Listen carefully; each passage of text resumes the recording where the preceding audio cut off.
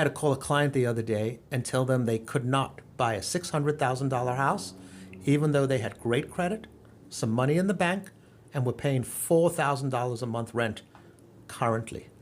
But when I look at his tax returns for 2022, I can see that the gross receipts was only $80,000. And after expenses, he'd written that down to about $60,000 net income. So it was showing that he made $5,000 a month in income. Now, when I look at his bank statements, I can see much more cash going through. So clearly, he's not showing all his income on his tax returns. When I call him and I explain to him what's going on, he's a little upset. He's like, well, clearly you can see I make this $4,000 payment every month.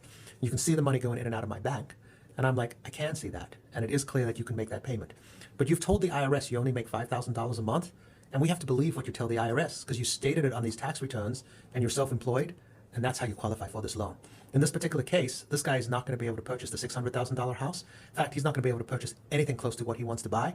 He's going to have to file his income accurately before he can move forward. So no shade to this creator because he gives a lot of really good information. If you're not following him, please do. However, in this particular case where he's talking about, he just doesn't have the access to the same things that other people do.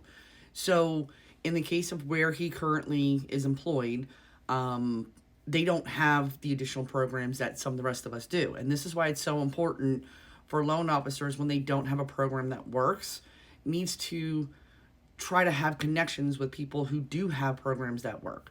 Even though you may not be able to facilitate yourself, being able to send them to somebody who can. So in the case of the client that he's talking about right now, there's bank statement loans that could be done as low as a 550 FICO score with 65% loan to value, but if it's 680 and above, 85 to a 90% loan to value. If for some reason that doesn't work, there's a P&L program that can be done. 620, you're at a 75% loan to value. If you have a 720 FICO, you're at a 90% loan to value. There's also no income documents. Now, this client is in Maryland, which I would think, so no income wouldn't work in that specific state. There are some states that do not allow it, but you also have stated income loans where you can get up to an 85% loan to value if your FICO score is high enough. So this is where different loan officers, different types of lenders come into play as far as what is possible and what's not. So unfortunately, this creator, again, good guy, no shade. He's been doing this a really long time. He's seen a lot. He's done a lot. He is state licensed, which, you know, highly applaud. And it looks like he's always been state licensed. But he doesn't have access to programs. And because he doesn't necessarily know about them, couldn't direct him to somebody else who might be able to get it done. At the same token, I don't have access to everything, even with over 220 lenders. However, I try to be as in the know as I possibly can.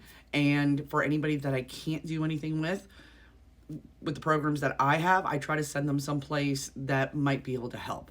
I don't have access to NACA, but I don't knock NACA because I don't have access to it. It's one of the few things that Make America has done that I really do think is a good program. USDA 502 Direct. I can do USDA, but not 502 Direct. And if your income is low enough, they will actually subsidize your mortgage payment.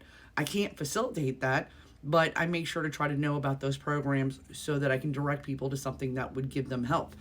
So different lenders, different loan officers, different access to different things. And yes, it kind of gets confusing, but that's kind of where we all need to kind of come together and discuss with each other and help each other find solutions for our clients to do what's in their best interest. It's also why I can't work for a direct lender in any way, shape or form, because of the fact that I have a need to be nosy and figure out as many solutions as I can.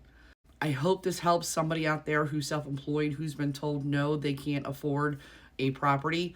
Some hope and maybe some direction as to where to look in. I am not licensed in every state, but I do have coworkers that are in every state except for New York and Massachusetts. Feel free to reach out.